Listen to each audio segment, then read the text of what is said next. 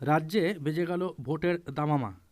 আগামী বিধানসভা নির্বাচন পশ্চিমবঙ্গে অনুষ্ঠিত হবে দু দফায়, এমনটাই জানালো নির্বাচন কমিশন।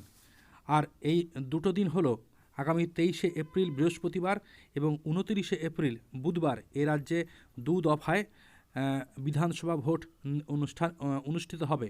প্রথম দফায় 152টি বিধানসভা কেন্দ্রে এবং পরবর্তী পর্যায়ে 142টি বিধানসভা কেন্দ্রে কিন্তু ভোট অনুষ্ঠিত হবে।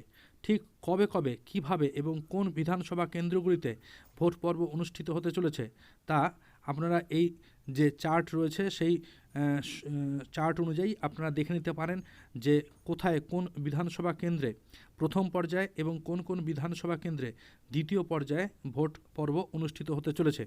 আমি বিস্তারিতভাবে সমস্ত কেন্দ্রগুলির নাম আর পড়ছি না, আপনারা ইচ্ছা করলে পরে এই সময়সূচি অনুযায়ী খুব সহজেই দেখে নিতে পারবেন যে কোন কোন বিধানসভা কেন্দ্রে কবে কবে ভোট পর্ব অনুষ্ঠিত হবে।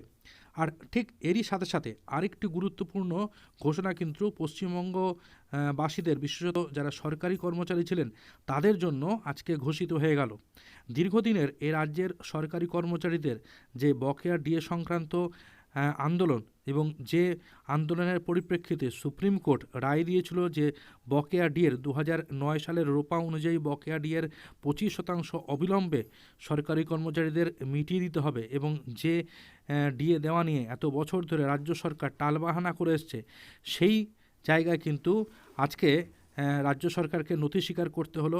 এখন এই নথি স্বীকার কিসের জন্য তা জানা নেই। অনেকেই মন্তব্য করছেন যে নিজেদের অবস্থান যথেষ্ট নড়বড়ে বলেই আসন্ন বিধানসভা ভোটে খারাপ ফলের কথা ভেবেই তড়িঘড়ি করে আজকের রাজ্যের মাননীয় মুখ্যমন্ত্রী তারা কিন্তু এই ভোটের নির্ঘণ্ট ঘোষণা হওয়ার বেশ খানিকক্ষণ আগেই ঘোষণা করেছেন যে এ রাজ্যের লক্ষ লক্ষ সরকারি কর্মচারী তারা তাদের যে বকেয়া ডিএ সেই বকেয়া ডিএ এই মাস অর্থাৎ মার্চ 2026 থেকেই কিন্তু তারা পাবেন। অর্থাৎ পশ্চিমবঙ্গ বাসীর সরকারি কর্মচারী যারা ছিলেন তাদের কাছে কিন্তু আজকের দিনটা অত্যন্ত গুরুত্বপূর্ণ হয়ে রইল। শেষ পর্যন্ত রাজ্য সরকারকে কিন্তু সরকারি কর্মচারীদের ডিএ বিষয়ক আন্দোলনের কাছে নথি স্বীকার করতেই হলো।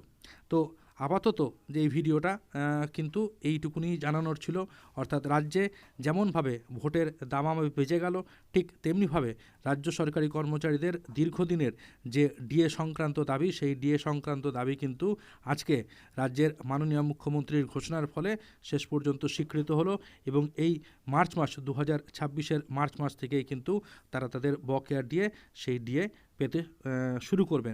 আপাতত খবর এইটুকুনি। ভিডিওটা গুরুত্বপূর্ণ বলে মনে হলে অবশ্যই সবার কাছে শেয়ার করে দেবেন এবং চ্যানেলের সাথে থাকবেন। ভালো থাকুন সকলে, সুস্থ থাকুন।